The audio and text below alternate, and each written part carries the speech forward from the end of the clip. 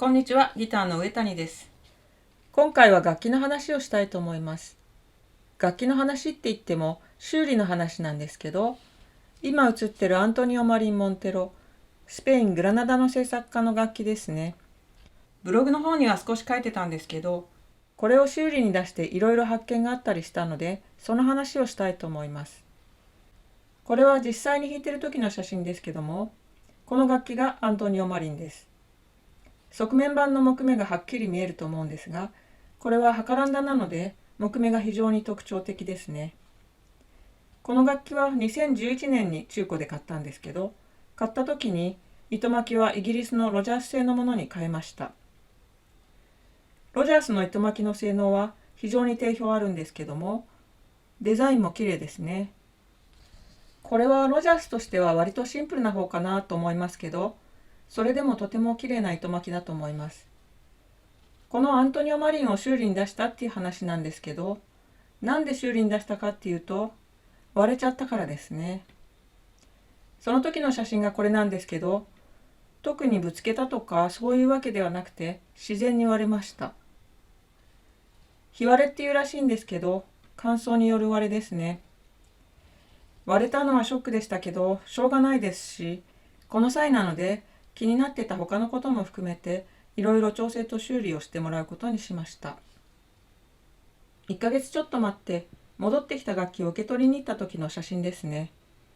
私が教えている現代ギター社の GG ショップです。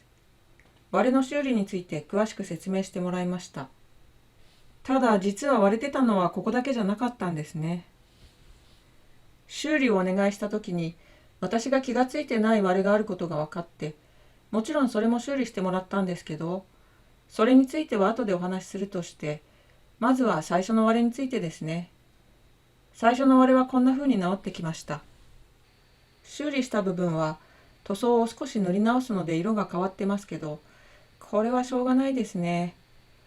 拡大するとこんな感じで、割れてたところは少しわかりますけど、触るとツルツルで綺麗に治ってます。もう割れちゃった時は避けて段差ができてるっていうか、そんな感じだったので、本当に綺麗になって嬉しかったですね。そして新たな割れというか、気がついてなかった割れっていうのはここなんですね。指板の付け根っていうか、表面板との境目のところですね。ちょっと写真では分かりにくいかもしれないですけど、よく見ると少し色が違うんですよね。これは反対側なんですが、これと比べるとちょっと違うのがわかるかと思います。拡大してみると、本当に付け根の部分が少し色が変わってますよね。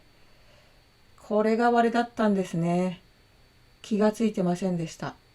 いや、考えてみると、一体いつから割れてたんでしょうね。恐ろしいですね。まあでも治ってよかったって考えることにしました。そんなわけで2箇所の割れを直してもらいました。割れの修理ってに革を流し込んでくっつけて、その上にひし形のチップみたいなのが貼ってあります。それの写真も撮ってみました。これが最初の傷の方ですね。ひし形のチップが5枚も貼ってあります。あと面白いのは下の方に何か書いてあるのが見えるかと思うんですけど、これはこのギターの製作年です。アントニオ・マリンはラベルに製作年が書いてなくて、こんなところに書いてあるんですね。ちょっと面白いですよね。手前の方にちょっと白っぽく見えるのがラベルなんですけど、この角度で見ると分かりやすいかと思いますが、裏板のラベルの下の方の木の上に製作年とサインが書いてあるんですね。そしてこっちが指板の下の部分です。ここは2枚貼ってありますね。上の方にサウンドホールが見えて、下の方がネックの付け根っていうか、ボディとつながっている部分ですね。内部の写真は iPhone を楽器の中に入れて撮ったんですけど、ちょっと特殊なやり方でギターのレントゲン写真みたいな写真も撮ってみました。内側から撮った写真と比べるとちょっと角度が違って見えますけど、こっちの方が目で見た感じに近いと思います。こっちは指板の影になってチップはあんまりよく見えませんけど、反対側と比べると何か貼ってあるなっていうのはわかると思います。これはどうやって撮ってたかっていうと、この写真に見えるみたいな小さな LED のライトを2つ楽器の中に入れて、内側から光を当てて撮りました。こんな感じで思いがけず割れを2箇所も修理することになっちゃったんですけど、実は新たに分かったのはこれだけじゃなかったんですね。それは何だったかっていうと、指板が張り替えられてたっていうことが分かりました。さっきも言ったように、このギターは中古で買ったので、前の持ち主の人が変えたんでしょうね。何のために張り替えたのか、はっきりとは分かりませんけど、きちんと修理されているので、特に問題はないっていうことでした。ナットの交換もお願いしてたので、こんな風にナットの部分の写真も撮ったりしてたんですけど、この写真を見てもちょっと段差みたいなのがあるのが見えますよね。これが張り替えた証拠っていうか痕跡なんですね。ちゃんと見えてたのに気がついてませんでした。そんなわけで今回はギターの修理についてお話ししました。修理に出してみたら衝撃の事実が2つもみたいな話だったんですけど、特に新しく分かったもう一つの割れについてはちょっとびっくりでした。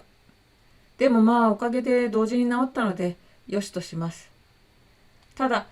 時々状態をチェックしてメンテナンスしてもらうっていうのは大事だなって痛感しました。現代ギター社でもそうですけど、楽器店さんではイベントだったりコーナーを設けたりメンテナンスを受け付けているところはたくさんありますので、皆さんもそういうのを活用してギターをベストな状態に保てるようにされるといいかなと思います。